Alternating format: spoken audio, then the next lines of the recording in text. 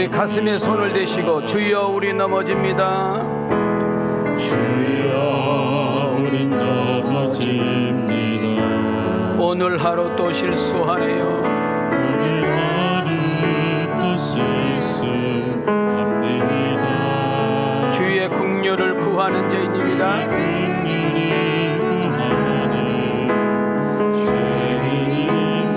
우린 주만 바라봅니다. 우리 두 손 들고 한없는 전의 은혜 온 세상 위에 넘칩니다. 온 세상 위에 넘칩니다. 가릴 수 없는 주 영광, 가릴 수 없는 주 영광, 온 땅 위에 충만합니다. 주님만 이기리오니 우린 그 길 따라갑니다. 우린 그 길 따라갑니다. 그날에 우리를 이루시. 주는 안전합니다. 주는 완전합니다.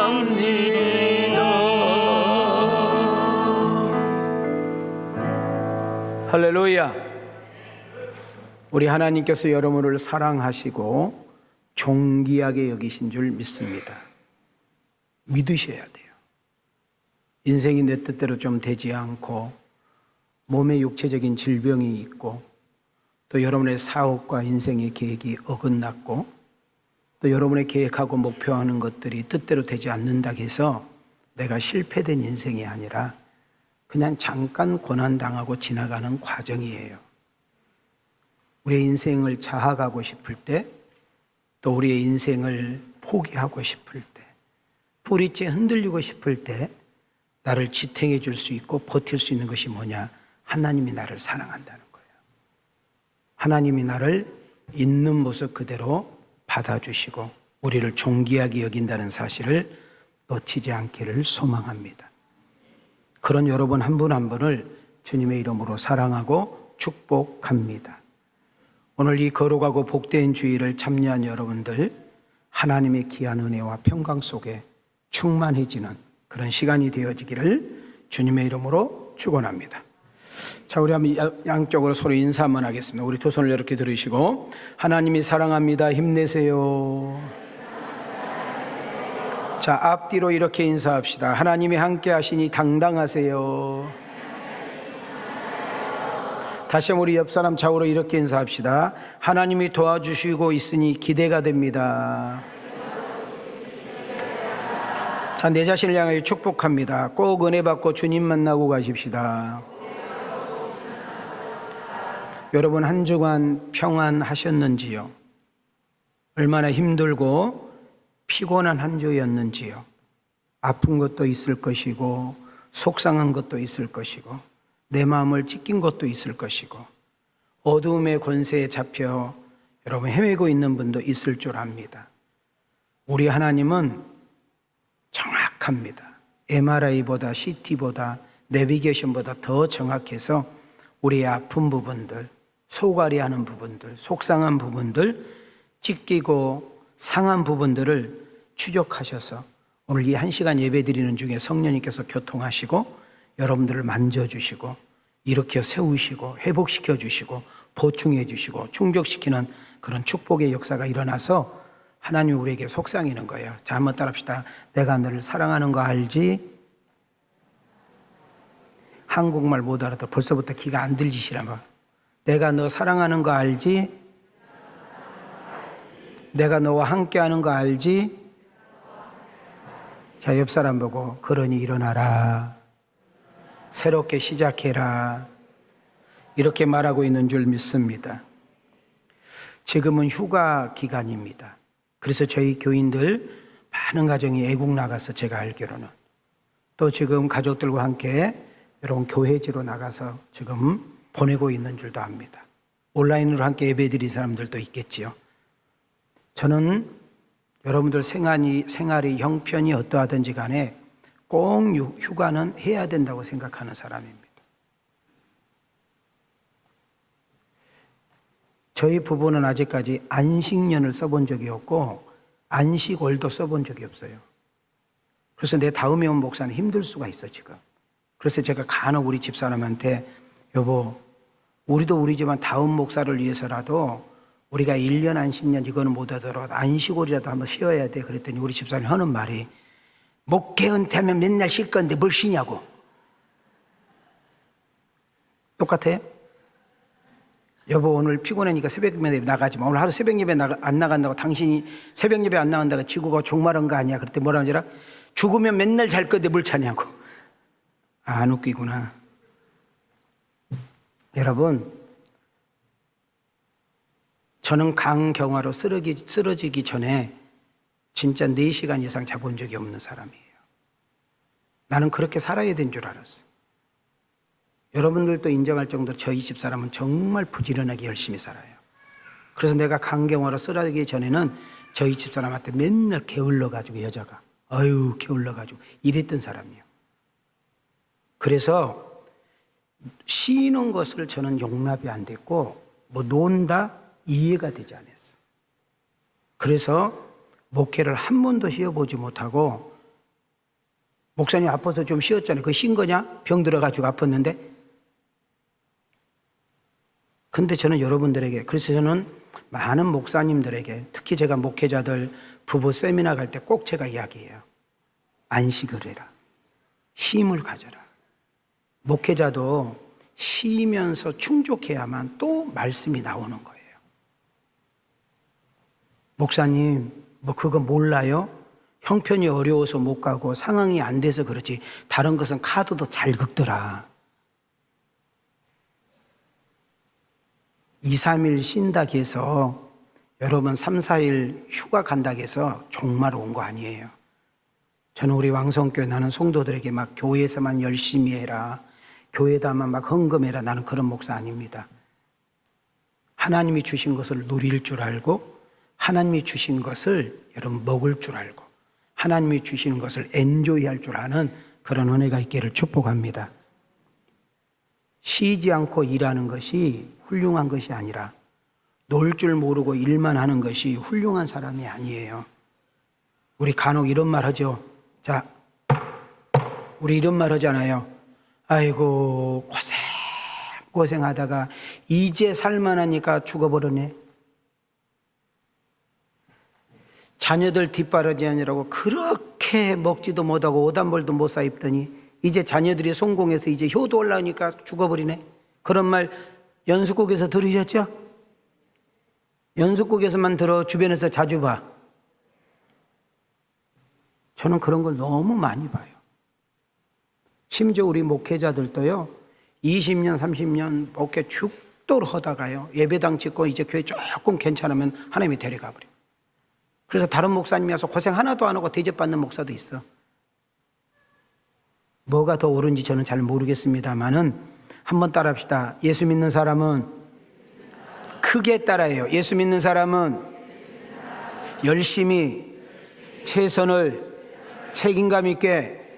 여러분 예수 믿는 사람은 가정에서나 교회에서나 직장에서나 어디에서나 여러분 맡은 일에 주어진 일에 책임감을 가지고 최선을 다해서 누구보다 부지런하게 일해야 되지만 그럼에도 불구하고 쉴 줄도 알아야 된다는 거예요. 놀 줄도 알아야 되는 거예요. 나는 우리 왕성 가족들이 짧은 인생 재밌게 엔조이하면서 하나님이 주신 것을 누리면서 멋있게 살아가는 그런 성도들이 많아지기를 주님의 이름으로 축복합니다. 옛날에는 우리나라가 이런 석탄이라든지 뭐 전기 이런 것들이 발전되기 전에 30년대, 40년대, 50년대, 60년대, 심지어 70년대까지만 해도 산에서 나무를 해다가 팔아서 시장에다 파는 사람이 있었어요, 없었어요? 미안해요. 전설의 고향에서 봤지요. 말을 있었어요, 없었어요? 여러분 저런 사람이 없으면 돼야 안 돼요. 예. 어느 부자가 이제 산에 가서 나무에서 팔아서 먹고 사는 사람은 얼마나 가난한 사람. 내 땅이 없다는 증거예요. 내 땅이. 내가 농사질 토지가 없다는 거예요. 가난하다는 거죠. 그래서 부자가 아버지하고 아들이 매일마다 산에 가서 나무를 해다가 여러분 시장에다 팔아서 먹고 사는 부자예요. 근데 어느 날 아들이 좀 마음에 좀 이렇게 좀 이상한 마음이 들었어요. 왜냐하면 내가 우리 아버지보다 더 일도 많이 하고 나는 쉬지도 않고 땀을 뻘뻘 흘리면서 도끼질을 하고 낫질을 하는데 꼭 일과가 끝나고 나면 아버지가 일한 나무 양이 훨씬 많다는 거지. 그 아버지를 내가 자기가 이렇게 봤더니 나처럼 열심히 일하지 않고 아버지는 한참 일하다가 좀 쉬었다가 또 한참 일었다가 쉬었다 이러는데 나는 아버지처럼 안 쉰다 말이지. 또 나무를 지고 이제 시장에다 팔면 아버지가 나무를 한 나무는 금방 팔려. 그리고 가격도 잘 받아. 근데 내가 하는 나무는 한참 있다 팔아. 가격도 많이 주지를 않아. 자, 이제 지게를 지고 집으로 오면서 아들이 아버지에게 물어요.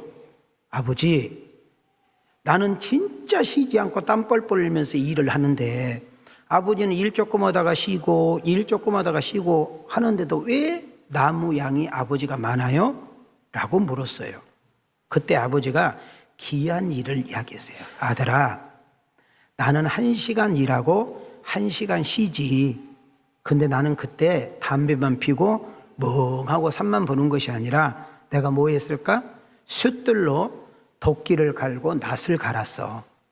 너는 그냥 막 힘만 쓰고 나무를 찍으니까 나무를 조금 하다 보면 어떻게? 나다하고 도끼가 무뎌져서 한 번 할 거 10번 찍어야 되고 10번 할 거 20번을 찍어야 되는 거잖아. 그러니까 너는 힘만 들고 지쳐서 일의 양이 줄어. 아버지는 쉬었다가 다시 하니까 힘도 충족되고 그리고 나다고 도끼를 가니까 훨씬 더 양이 많아지는 거야. 그러니까 일만 무조건 하지 말고 힘들면 쉬고 쇳돌에다가 네 도끼를 가는 것도 중요하단다 라는 이야기를 해준 거예요. 자, 공감하시나요? 여러분, 우리 다시 한번 이야기해요. 우리 예수 믿는 사람은 부지런해야 돼. 우리 예수 믿는 사람은 책임감이 있어야 돼. 우리 예수 믿는 사람은 성실함으로 인정을 받아야 돼. 여러분이 머물고 있는 곳, 여러분이 손대는 곳마다, 여러분이 책임지고 있는 곳마다 인정을 받아야 돼. 그러나 그렇게 일했으면 쉴 줄도 알고 누릴 줄도 알고 즐길 줄도 아는 멋있는 우리 왕성 가족들이 많아지기를 주님의 이름으로 축원합니다. 그래서 휴가 가라 그 말이에요. 주일 한번 못 지킨다고 여러분 지구가 종말한 거 아니니까 가까운 교회 있으면 그 가까운 교회 나가시고 그것도 여유가 안 되면 온라인으로 말씀 들으시고 꼭 본교회 와서 예배 드려주면 너무너무 좋지요. 진짜 예쁘지요. 하나님이 왜 우리에게 안식일을 지키라고 했을까? 자, 이제 우리는 안식일이 변하여 주일을 지키죠. 왜? 우리 주님이 부활하시는 날이 주일이었기 때문에 우리는 그것을 지키고 있습니다. 이 안식일을 통해서 하나님께서 우리에게 주신 은혜가 뭐냐?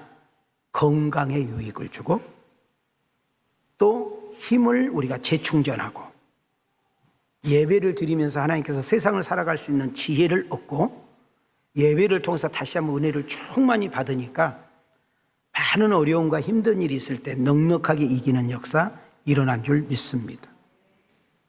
또한 이렇게 안식일을 통해서 우리가 주일을 지킴으로 인해서 가족들과 함께 교제를 나누고 또 우리 함께 성도들과 함께 교제를 마시고 또 차도 마시고 식사도 하면서 또 이렇게 이야기거리 보따를 풀으면서 또 하나님께서 주시는 그런 은혜가 있는 거죠.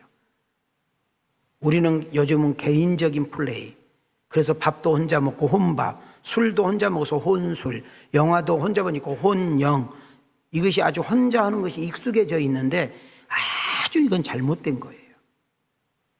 여러분, 하나님은 서로 연합하고 서로 하나 되고 서로 협력하고 서로 우애하고 서로 거저하고 서로 나눌 때 주시는 은혜가 있는 줄 믿습니다. 젊었을 때 여러분 힘이 있으니까 여러분 젊었을 때 능력이 있으니까 혼자가 좋죠. 나이가 먹고 중년이 들어가고 병이 들고 어려우면 이웃이라는 것이, 친구라는 것이 얼마나 귀한지 알게 될 거예요. 자, 우리 한번 옆 사람 봐요. 혼자는 못 살아요, 함께 살아요. 시작. 내가 하나 물어볼게요. 혼밥 좋아하는 사람한테 물어볼게요. 혼자 밥 먹으면 맛있냐? 여러분, 먹는 것도 함께 먹어야 맛있지. 내가 물어봤어요. 글을 봤어. 왜 혼밥을 좋아하냐? 선택하기가 쉽대. 여러 명이 가서 뭘 먹으려면 고르는 데 시간 걸리나? 그것이 그렇게 어려워? 무슨 뭐 고시 공부요?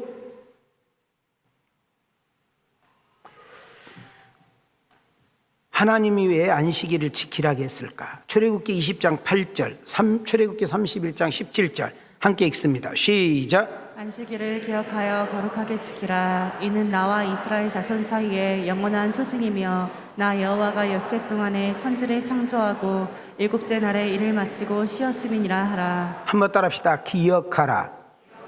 여러분, 주일이 중요한 것이 기억하는 거예요. 하나님의 은혜를 기억하는 거예요. 하나님의 도우심이 없이는 안 되는 것을 기억하는 거예요. 우리의 힘만 가지고 살 수 없다는 것을 기억하라는 거예요. 우리의 열심만 가지고, 우리의 노력만 가지고 되지 않는 것을 기억하라는 거예요. 우리는 하나님의 은혜가 있어야 되고, 하나님의 보살핌이 있어야 되고, 하나님이 끌어주셔야 되고, 하나님이 밀어주셔야 되고, 적소적소에 하나님의 역사가 있어야 되는 줄 믿습니다. 또한 우리에게 이 주일날 가게 문을 닫고 여러분 바쁜 일정을 멈추고 하나님을 만나러 오라는 것은 복을 주시기 위함이고, 인간의 생사화복이 하나님 손에 있다는 사실을 깨닫게 하기 위해서 이렇게 거룩한 주일 안식일을 우리에게 허락하신 줄 믿습니다. 자, 우리 한번 손을 이렇게 들으시고 다시 한번 옆 사람 인사해요. 자, 안식도 일입니다. 시작. 자, 뒷사람에게 휴가 갔다 오세요. 근데 또 휴가 가라니까 매 주일마다 휴가가. 휴가는 일주일에 한 번만 가는 거예요. 이제 1년에 한 번만. 놀러 가더라도 금요일날 저녁에 놀러 갔다가 토요일날 저녁에는 와. 자, 초대 사도행전이라는 책은 초대 교회 교인들의 이야기다. 자, 제가 기가 닳도록 이야기했어요. 자, 사도행전이라는 책은 뭐에 관한 이야기라고? 방금 이야기했잖아. 다시, 사도행전이라는 책은 뭐에 관한 이야기? 자, 초대란 말은 처음이란 뜻이잖아요. 시작이라는 뜻이잖아요. 그러니까 교회가 시작하는 책. 우리는 여러분 앉아있는 이 예배당을 기도할 때 성전이라는 말을 쓰는 분들이 지금도 계셔요. 잘못된 말이에요.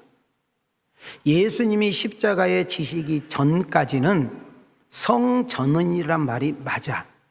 그러나 예수님이 이 땅에 오셔서 여러분과 나의 죄, 과거, 현재, 미래 죄를 여러분 한 번에 해결하기 위해서 당신이 친히 제물이 되셔서 십자가에 달리시고, 그분이 달리심으로 죽었다면 우리는 석가모니나 공자나 마오미자 다 똑같은 거예요.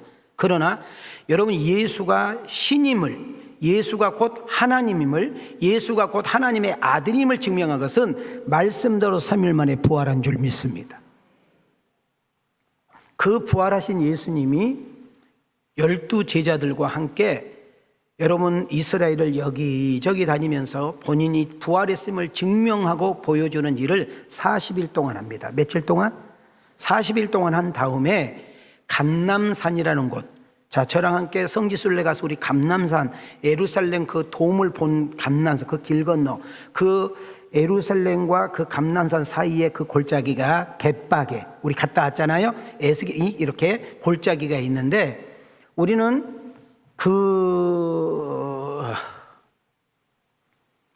예수님께서 그 감람산에서 이제 마지막 이렇게 승천하시면서 한 500명의 신도들이 그 예수님 승천을 봅니다. 그리고 이렇게 말을 해요. 예루살렘을 떠나지 말고 내가 너희들에게 보낼 것이 있는데 바로 그것이 성령이라는 거예요. 그러니까 그 성령을 기다리라는 거예요. 그래서 그 500명의 성도가 자, 여기 보지 말고 저만 보세요. 저만 보셔. 얘들은 돌아다니면서도 다 봐. 태양이 태주가 지 엄마보다 더 잘 알아. 그러니까 걱정하지 마요. 그리고 아까 막 구루마 굴러다니죠. 걱정하지 마. 벤츠가 왔다 갔다 하잖아요. 그럼 뭐, 그러니까 걱정은 신경 쓰지 마. 신경 쓰지 마. 얘들은 관심을 가지면 더 신경 쓴단 말이죠. 자, 저를 보세요. 저만 보시오. 그래서 마가 다락방에서 500명의 신도들이 성령을 기다렸는데 하루 기다리고 3일 기도 우리 안 오네? 그래서 사람들이 뿔뿔이 헤어져. 그런데 하나님은 약속하시면 시건치 않으시고 이루시는데 정확하게 10일째 되는 날, 50일째 되는 날, 예수님이 부활하여서 50일째 되는 날 마가다락방에 성령이 임한 줄 믿습니다. 너무 놀라운 것은 120명의 신도들이 다 성령으로 충만하게 담궈지는 역사가 일어났어. 자, 오늘 2부 예배 참석한 여러분들에게 축복합니다. 여러분 사도행전을 강론을 듣는 이 자리에서 예배를 드리는 이 자리에서 성령의 여러분 충만함과 성령의 기름 부으심과 성령의 교통하심의 역사가 여러분과 나를 통해서 이루어지기를 원하시면 아멘.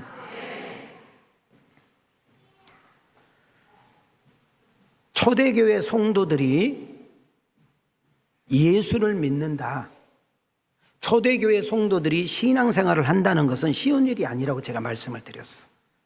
지금 제가 이제 교회, 성전과 교회 이야기했는데 예수님께서 십자가에서 이렇게 운명하실 때 여러분 몇 가지 일이 터졌죠. 그 중에 하나가 성전, 성소와 지성소 사이에 가려졌던 휘장이 여러분 위에서부터 아래로 쫙 찢어지는 것을 보게 됩니다. 예수님 전에는 반드시 제물이 가지고 여러분 제사장 앞에 가면 그 제사장이 우리를 대신해서 제사를 집례해 주므로 우리의 죄가 사해지는 역사가 일어났죠. 그러나 우리가 지금 오늘 올 때 양을 끌고 오거나 소를 끌고 오거나 염소를 끌고 오지 않았잖아요. 나는 집이 너무 가난하니까 비둘기를 안고 오지 않았잖아요. 우리는 오늘 이렇게 성경책만을 들고 또 성경책도 안 가지고 온 인간들도 있지만은 성경책을 가지고 왔어. 그럼 우리는 뭘 가지고 왔느냐? 따라합시다. 예수의 이름. 크게요. 보혈의 능력. 자, 우리는 이 예배당을 뭘로 들어왔다고? 시작. 예수의 이름과 보혈의 능력으로 들어온 줄 믿습니다. 예수의 이름으로 기도하면 하나님 반응하시고 여러분 주의 보혈의 능력을 의지하여 회개하면 우리 죄가 사해지는 역사 일어난 줄 믿습니다. 그래서 우리는 성전이라 하지 않고 예수를 믿는 한 사람 한 사람이 교회가 되는 거예요. 여러분 예수를 주라 고백하고 하나님을 아버지라 내가 불러. 하나님 아버지, 예수님은 나의 주. 그것이 그렇게 고백되어지고 부르는데 전혀 부담이 없다. 성령이 내 안에 계신 증거예요. 성령이 내 안에 계신 증거면 여러분 내가 교회가 된 거예요. 내가 교회가 됐다란 말은 지금 내가 여기서 예배를 드리면 여기가 교회예요. 좀 이따가 차를 몰고 여러분 가게 되면 그 차 안이 교회예요. 좀 이따 집에 가면 집이 교회고 여러분 찻집에 가면 찻집이 교회고 여러분 식당에서 밥을 먹으면 거기가 교회야. 그래서 우리는 말을 하고 행동을 할 때 교회이기 때문에 교회답게 말하고 교회답게 행동해야 될 줄 믿습니다. 그래서 손을 이렇게 들으시고 자, 옆 사람을 향하여 교회는 교회인데 이동식 교회입니다. 이해가 되셨나요? 이거 되게 중요한 거예요. 그래서 우리는 성전이라고 하면 해야 된다. 교회라고 한다. 교회라고 한다. 그럼 잘 봐요. 우리 분명히 우리 주님이 약속했어요. 너희들이 내 이름으로 두세 사람이 모여서 기도하면 내가 거기에 함께 하리라. 너희들이 두세 사람이 내 이름으로 기도하면 내가 네 기도에 반응하리라 그랬잖아요. 여러분들이 예를 들어서 산에 등산으로 올라가서 여러분 거기서 함께 기도하잖아요. 거기서 하나님이 역사해. 여러분 바다에 혹시 가가지고 바다 여러분 휴가 가서 그 바다 백사장에 앉아서 그냥 다리 뻗고 앉아서 우리가 함께 하나님을 찬양하면서 기도할 때 그 자리에서 성령이 역사한다고 믿으셔. 왜? 내가 교회이니까. 깨달아지는 은혜가 있기를 주의 이름으로 축원합니다. 처음 교회를 다닐 시작이 될 때 사도행전이 이렇게 기록이 될 시기에는 예수를 믿는 것이 쉽지만은 않았다. 만약에 내가 예수를 믿고 교회를 다니려면 몇 가지 가구가 되어 있어야 되는데 첫 번째, 예수 믿는 순간 모임으로부터 왕따를 당해야 돼요. 내가 예수를 믿는다고 딱 알게 되면 부모님이 재산, 유산을 주지 않아요.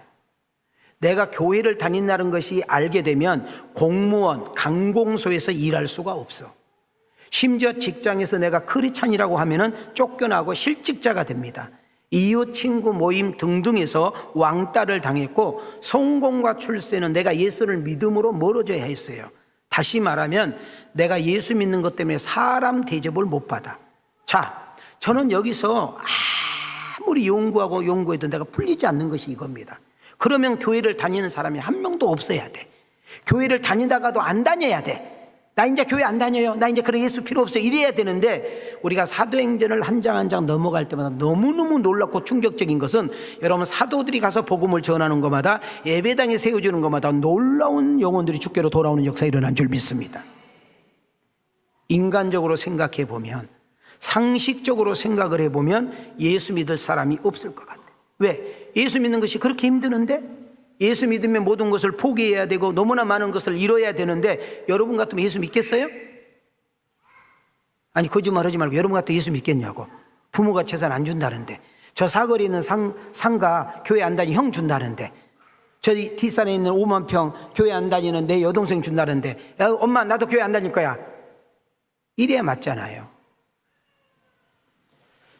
베드로를 비롯해서 부활의 신앙을 소유하고 하나님 나라를 소유하고 정말 하나님의 사랑에 푹 젖어든 사도들과 여러분 성도들이 길거리에 나가서 동네마다 시내마다 예수님을 전했더니 너무나 많은 사람들이 예수를 믿겠다고 돌아오는 역사가 일어난 것이죠.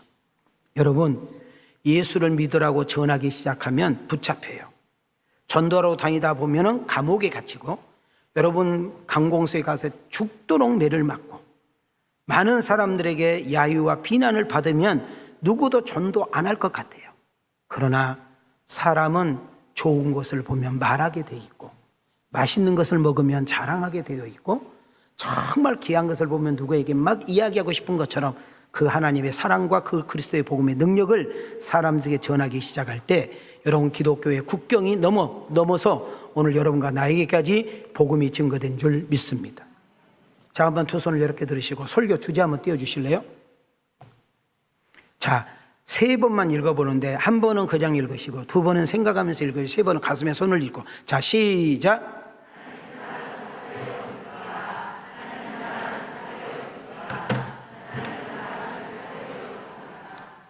여러분 지금 차별금지 때문에 우리나라도 문제가 되잖아요.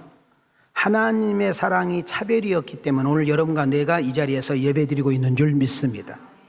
성령의 강력한 역사가, 하나님의 놀라운 여러분 사랑과 복음의 능력은 세상 그 어떤 제도나 어떤 그 법 따위로 막을 수가 없다고 성경은 말합니다.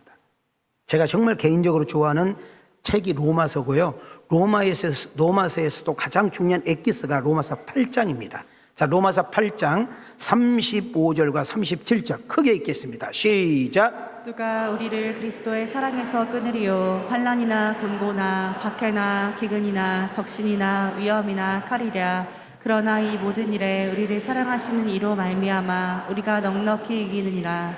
제가 방금 말했잖아요. 예수 믿으면 잡힌다니까요. 예수 믿으라고 전도하면 감옥에 가둬요. 예수 믿으라고 막 돌아다니면 매 맞아요.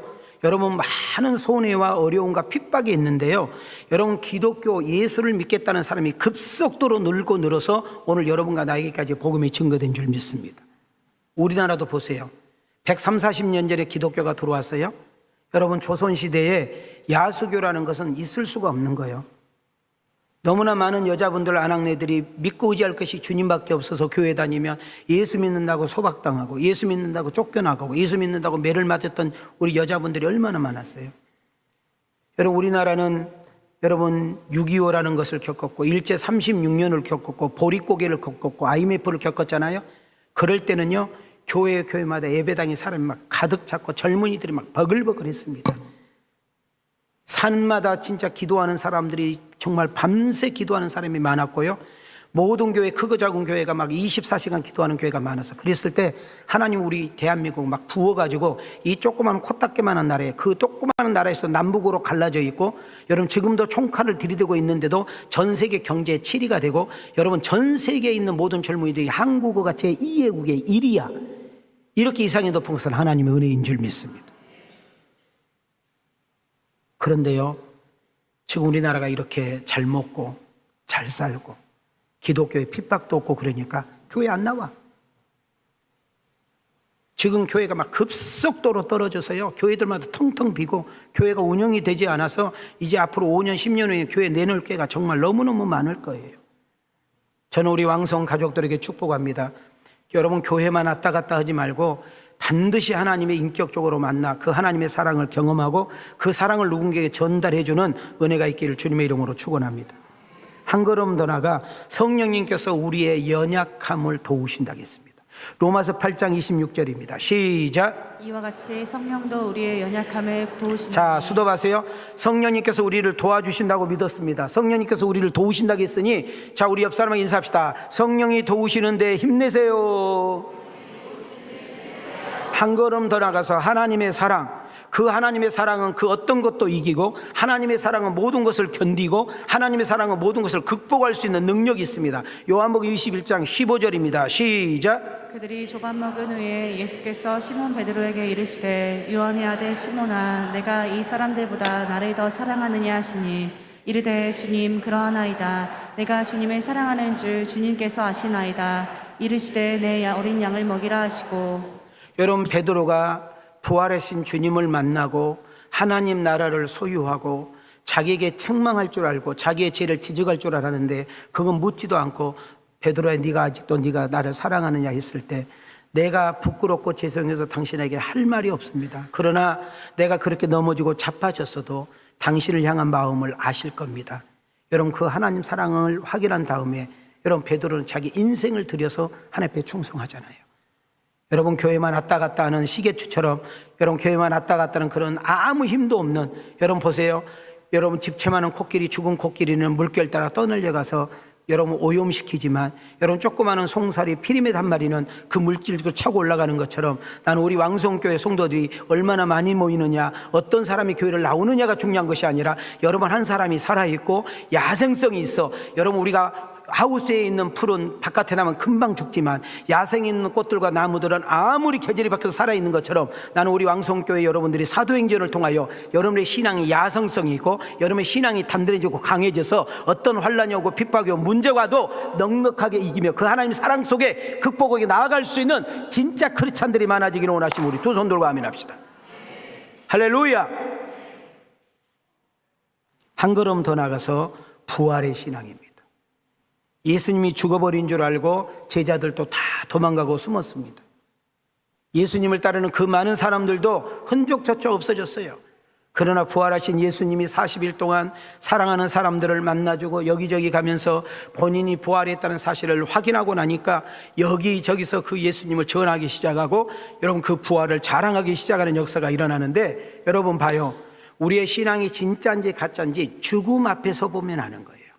우리 찬송가 가운데 내 주를 가까이 하게 함은 십자가 진 같은 고생이라, 그 찬양 가운데 숨질 때 되도록 늘 찬송하면서 주께도 나가기 원합니. 우리 두 손들도 같이 숨질 때 숨질 때 되도록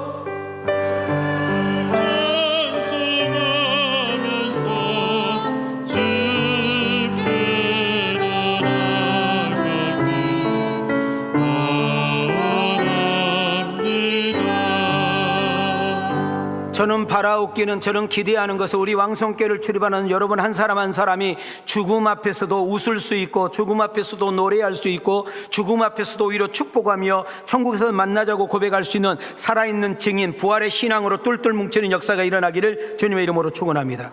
누가복음 24장 46절, 47절, 48절입니다. 시작. 또 이르시되 이같이 그리스도가 고난을 받고 제3일에 죽은 자 가운데서 살아날 것과 또 그의 이름으로 제사함을 받게 하는 회개가 예루살렘에서 시작하여 모든 족속에게 전파될 것이 기록되었으니 너희는 이 모든 일의 증인이라. 여러분, 사도행전의 핵심 구절이 사도행전 1장 8절이죠. 성령이 오시게 된 이유가 능력이 우리에게 임하고 하나님의 능력이 우리에게 딱 압도되면 누군가에게 증거하는 역사가 일어나니, 여러분, 우리 사도행전을 통하여 이 강주 전역뿐만 아니라 한국, 나가 전 세계 모든 민족의 나라마다 교회가 세워지고 나라마다 선교사가 파송되며 여러분이 물질의 축복을 받고 신앙에 성숙하여 적어도 여러분 나라마다 많은 교회를 세우고 많은 선교사를 펴고, 특히 우리 교회 비전 장악을 통하여 수많은 아이들의 인물을 키워내는 일에 이런 부활의 소유자가 되어지기를 주님의 이름으로 축원합니다.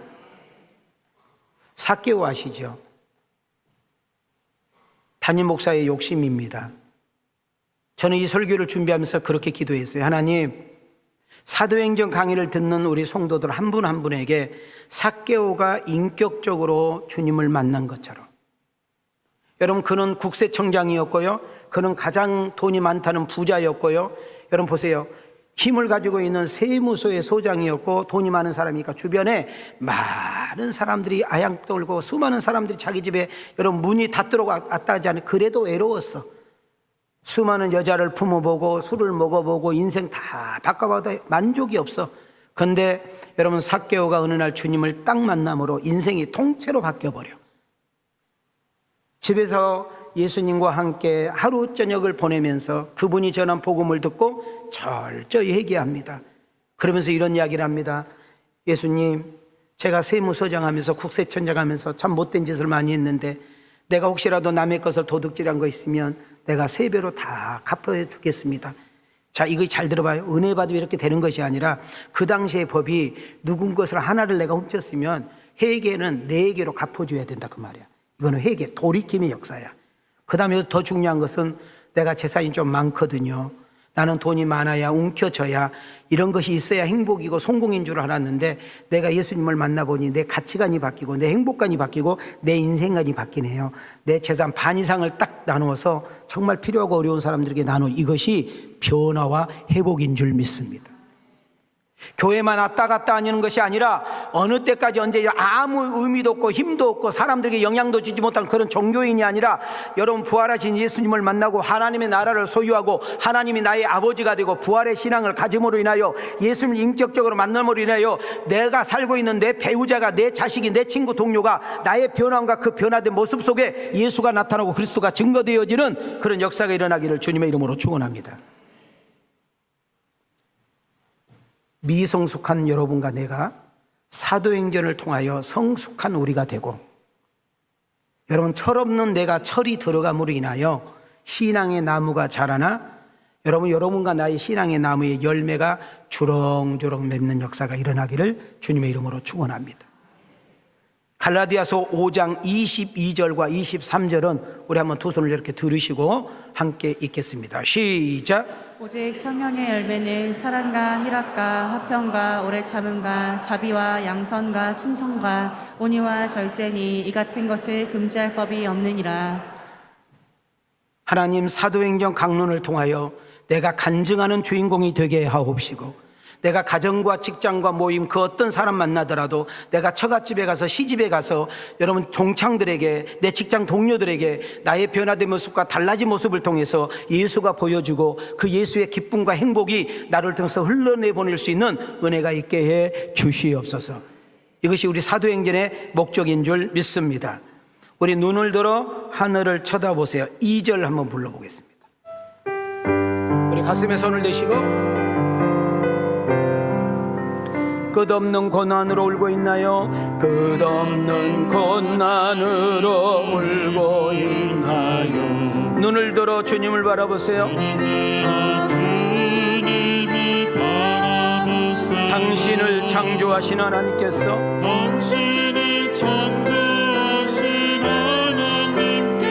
해결해 주실 거예요. 지금 당신이 먼저 해야 할 일은,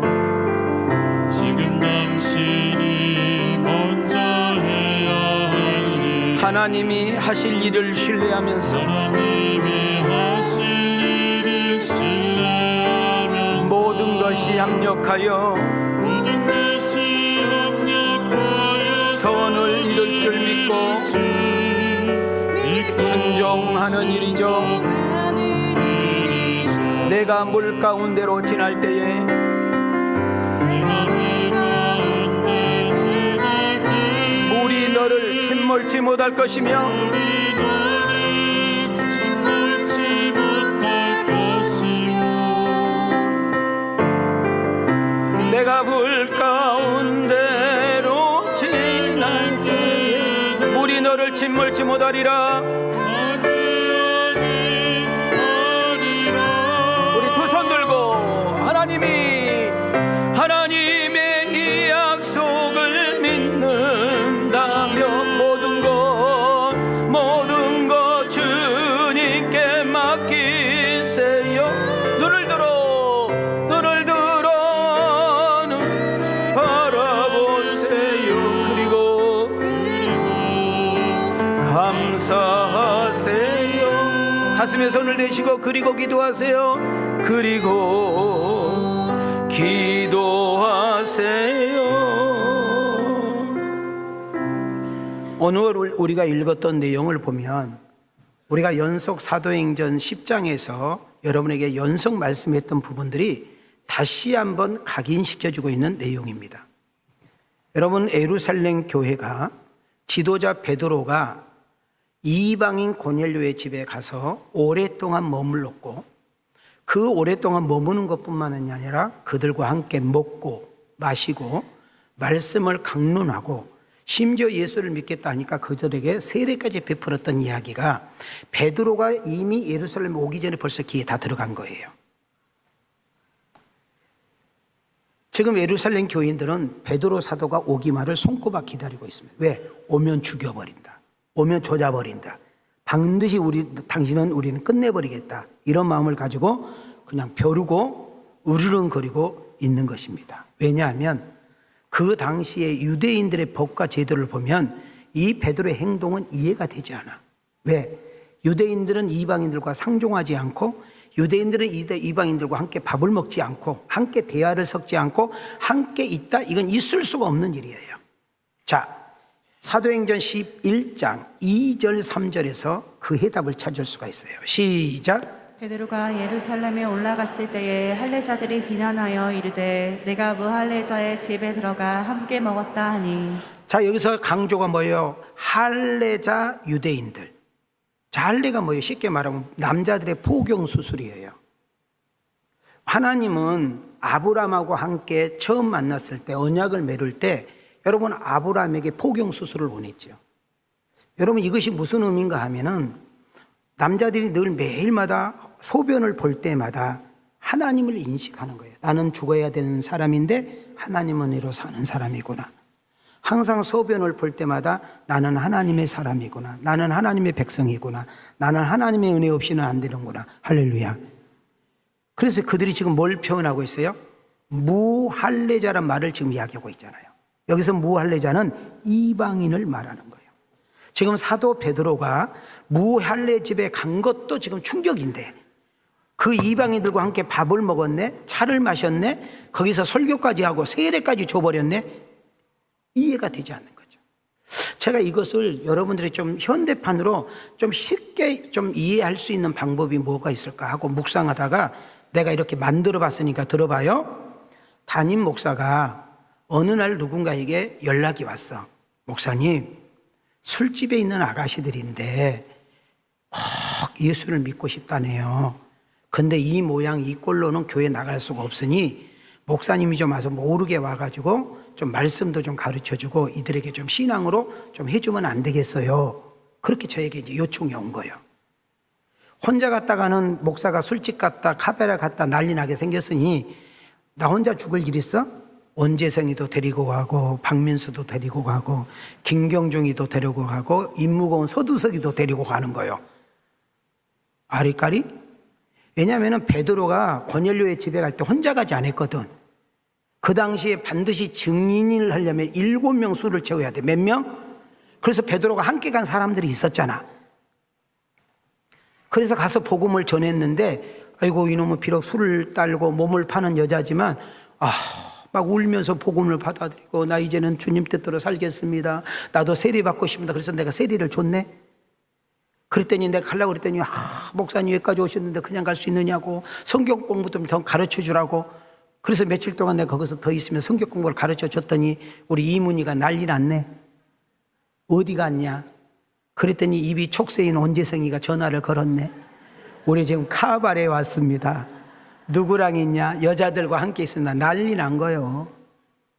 한국말 못 알아들어? 자, 뭐 이거까지 한 거 좀 끄떡끄떡 해봐. 자, 그리고 이제 왔습니다. 그리고 제가 간증을 했어요. 여러분, 참 희한한 일이 있네요. 누가요, 어느 술집에 카바레에 많은 직원들이 있다고 해서 갔어요. 갔더니 진짜 그들에게 복음을 전했더니 너무너무 은혜 받고 회개하고 주님 뜻대로 살겠다고 해서 세례 주고 왔네요. 너무너무 감사해요. 이렇게 끝났으면 좋겠는데 이것이 이제 퍼지잖아. 왕성교회 목사가 술집 갔대. 왕성교회 여자가 술집 여자하고 동거 생활이 들어갔대. 왕성교회 목사님이 벌써 애를 둘 낳았다네. 이제 이렇게 가잖아. 여러분, 우리 왕성교회 교인들은 다 이해가 되고 또 함께 가는 우리 성도들이 있기 때문에 그게 문제가 안 되는데 바깥에 있는 사람들은 문제가 될 수 있어 없어? 그러니까 총회에서 노회에서 강조 기독교 연합회에서 회개해라, 증명되라 막 하고 난리 난 거예요. 그래서 어느 날 9시 뉴스에 나옵니다. 지금 무슨 말 이해가 돼요? 아니, 내가 지금 이해시키려고 한 거예요. 지금 베드로가 그렇다 그 말에 지금 모르는 사람을 위해서 내가 한마디 더 할게요. 목사님이 강경화로 쓰러졌어요. 교회에서 내가 더 이상 살 수 없을 것 같아서 그랬는지 1년 안식년을 저에게 허락해 줬습니다. 그런데 병원에서는 매달마다 제가 와야 되기 때문에 어디 못 가게 하더라고. 그래서 가지도 못하고 집에서 꼼짝없이 하루 내내 있는 거예요. 여러분, 그것처럼 힘든 것이 없는 거예요. 예? 저희 집사람 9시 되면 교회 갔다가 저녁 6시 되면 들어오고 나 혼자 집에 있잖아요. 애들은 학교 가고 없고. 그래서 저는 모란시장이 오는 날을 매일마다 손꼽아 기다렸어. 어디 가는 것을? 모란시장 알아요? 그래서요, 내가 무슨 연예인도 아니요. 모자 뒤집어 쓰고 선글라스 끼고 눈만 딱 내고 그냥 가는 거예요. 예? 잠바 입고 운동화 신고. 여러분, 거기 가서요, 제일 내가 은혜 받는 것은 엿장수 앞에 서 있는 거예요. 여러분, 엿장수 1시간 동안 떠드는 거 보면 그렇게 싹 풀리고, 거기 가면 사람 냄새가 나고 인간 냄새가 나잖아요. 그렇다고 그려. 그래가지고 이제 일 보고 집에로 오려고 그러면요, 모란에서 차를 타면 자리가 없어. 그래서 걸어서 저 거꾸로 태평양 고개까지 가야 돼. 거기서 버스를 타. 그러면 자리가 있어. 근데 제가 그때 이제 몸도 안 좋고 그러니까 금방 내가 잠이 들어. 그래가지고 이렇게 잠들고 이렇게 이제 타고 이제 3분 국도를 오는데 여자들이 너무너무 시끄럽게 떠들더라고. 그래서 나는 몸도 안 좋은데 그래서 뭐해 그 했더니 차가 꽉 차가지고 여자들이 내 앞에 아줌마들 한 4-5명이 서가지고 이야기를 하는 거예요. 그 이야기 내용이 어디서 많이 들어본 이야기를 하더라고. 아줌마 하나가 이래. 야, 너 왕성교회 목사님 이야기 들었냐? 아니, 야, 그 목사님 죽었대. 옆에 있는 여자 하나가, 너 이제 들었냐? 그분 고향이 한평이잖아. 이미 장례 치렀다던데? 너 쳐버렸어. 내가 그 순간 뻘떡 일어나서 부활했다고 하려다가. 그러니까 우리 교인들은 우리 목사님 좀 아파서 쉬고 있다 이렇게 했겠지요. 그랬는데 벌써 몇 동 쳐버렸어. 지금 무슨 말 이해가 돼요?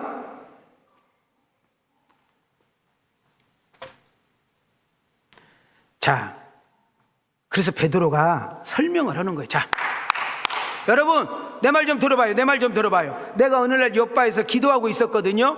근데 이상한 환상이 내게 나타났어요. 뭐 보자기도 같기도 하고 그릇 같기도 하고 뭐 이렇게 내려와서 거기에 뭐 들었는가 하고 내가 이렇게 봤지요. 그랬더니 세상에요, 4발 달린 막 곤충들 벌레들이 잔뜩 있는 거예요. 내가 그 시간에 정말 배고팠거든요.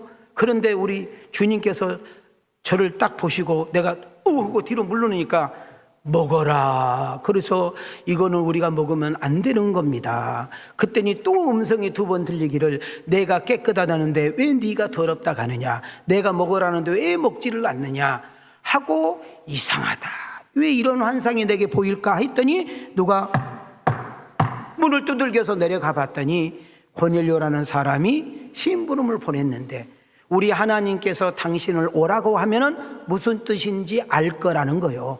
그때 베드로가 아하, 하나님이 여기 가라고 한 사인이구나. 그래가지고 갔더니 복음을 전했더니 그들이 예수를 믿기 시작하고, 올라갔더니 말씀 너무 좋으니까 더 전하라고, 그래서 세례 주고 온 것이 그거예요.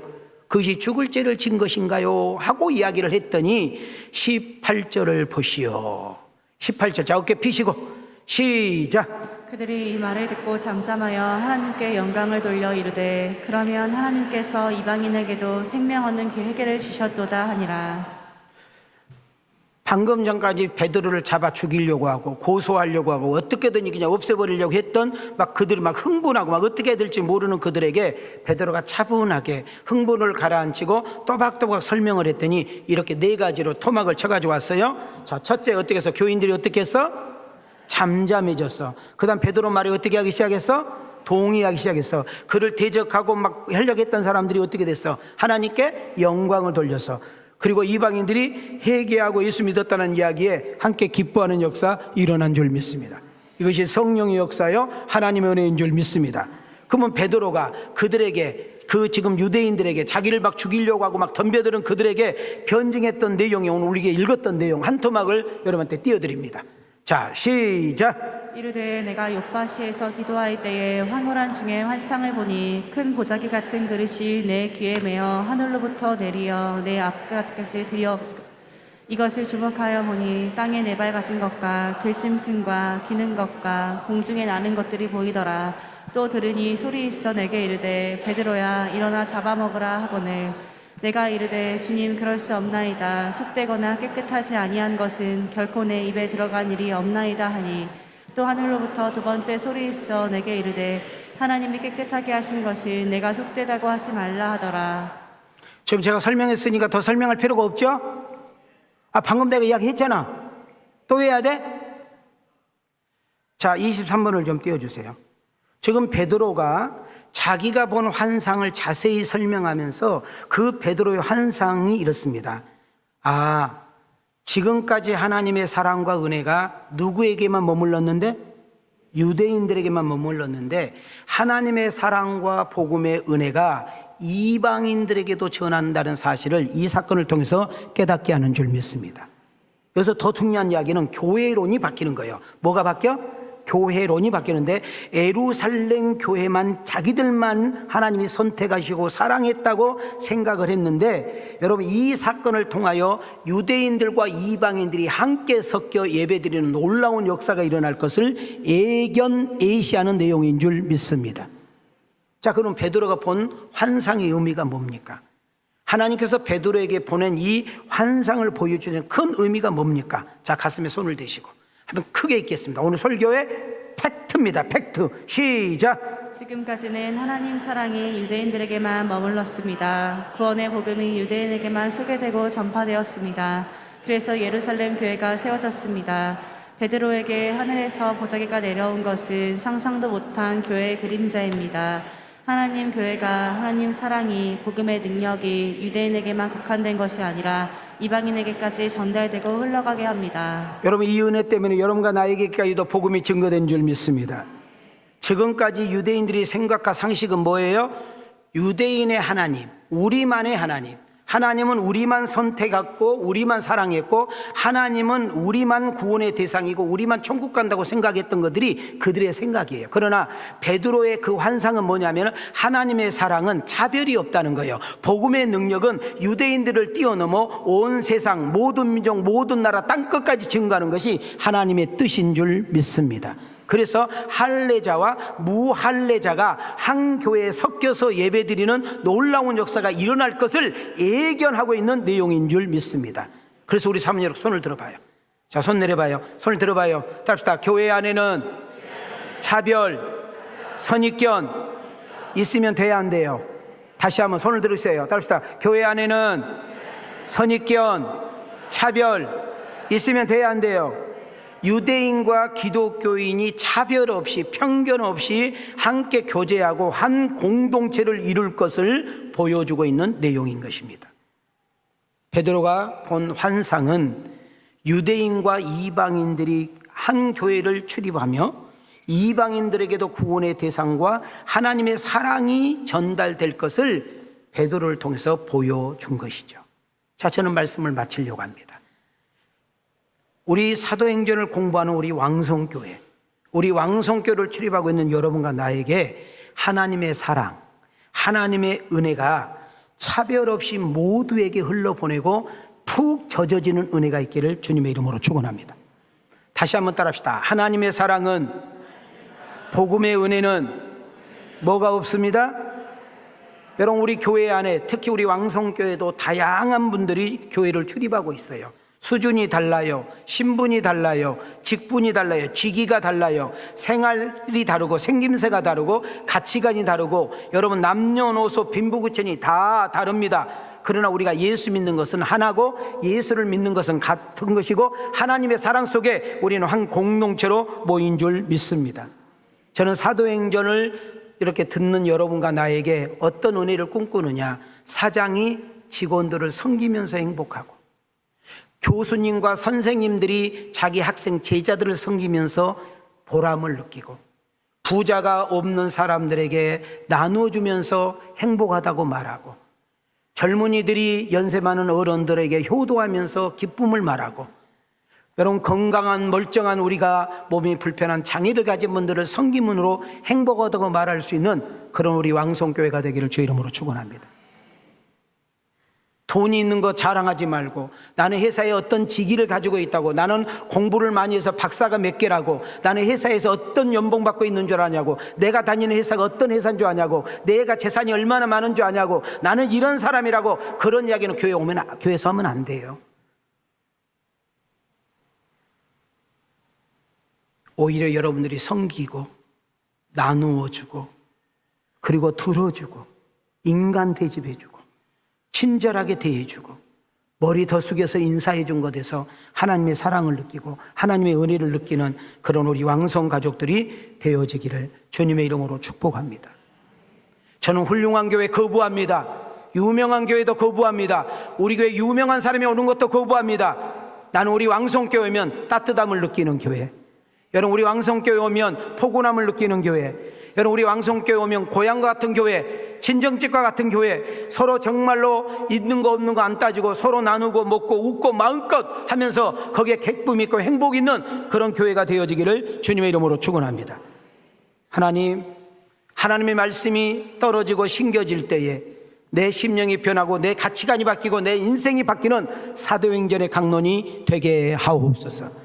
교회만 왔다 갔다 하는 종교인이 아니라 진짜 예수 믿고 변화가 되어 나의 변화된 모습과 달라진 모습 속에 예수가 보여주고 증거되어지는 멋있는 크리스찬들이 많아지게 하옵소서. 성령님이 주시는 그 힘과 은혜를 가지고 한 주간도 가정과 직장과 삶의 현장에, 문제 많은 현장에, 수많은 어려움 현장에 나로 인하여서 하나님의 사랑이시와 역사하심을 드러내고 은혜와 축복과 잘됨의 통로자로 쓰임을 받는 내가 되게 하옵소서. 이런 은혜가, 이런 축복이 여러분들에게 임할 수 있기를 주님의 이름으로 축원합니다. 주님의 이름으로 축복합니다. 은혜 주시는 이제는 우리 주 예수 그리스도의 은혜와 우리 하나님의 만극하신 사랑과 성령님의 감동과 내주 역사심이 연총이, 하나님의 사랑은 차별이 없다는 말씀을 가슴에 새기고 돌아가는 아들과 딸들 머리 위에, 저들의 가정과 직장과 생업 위에, 우리 왕성교회 이 나라 세계 선교 위에 하나님의 은혜와 축복이 영원토록 계실지어다.